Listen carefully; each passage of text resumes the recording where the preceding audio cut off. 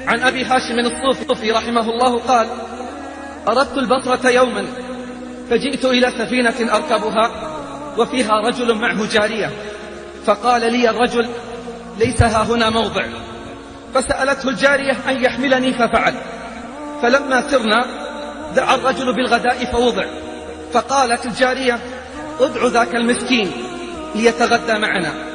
فجئت على أنني مسكين، فلما تغدينا قال: يا جارية هاتي شرابك. فشرب، وأمرها أن تسقيني، فقالت: يرحمك الله إن للضيف حقا، فتركني. فلما دب فيه الشراب قال: يا جارية هاتي عودك وهاتي ما عندك. فأخذت العود وغنت، ثم التفت إلي فقال: أتحسن مثل هذا؟ أتحسن مثل هذا؟ فقلت: عندي ما هو أحسن منه وخير منه. فقال: هات ما عندك. فقلت: أعوذ بالله من الشيطان الرجيم، بسم الله الرحمن الرحيم.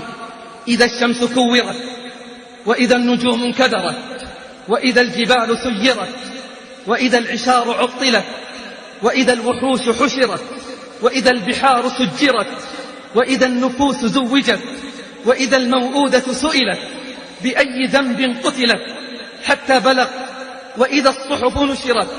قال: فجعل الرجل يبكي بكاء شديدا، فقال: يا جارية اذهبي فأنت حرة لوجه الله.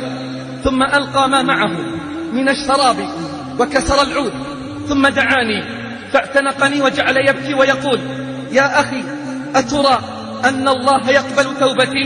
فقلت: إن الله يحب التوابين ويحب المتطهرين. فتاب واستقام وتبدل حاله. قال: وصاحبته بعد ذلك 40 سنة حتى مات، فرأيته في المنام فقلت له: إلى ما صرت؟ فقال: إلى الجنة. فقال: إلى الجنة. قلت: بماذا؟ قال: بقراءتك علي إذا الشمس كورت.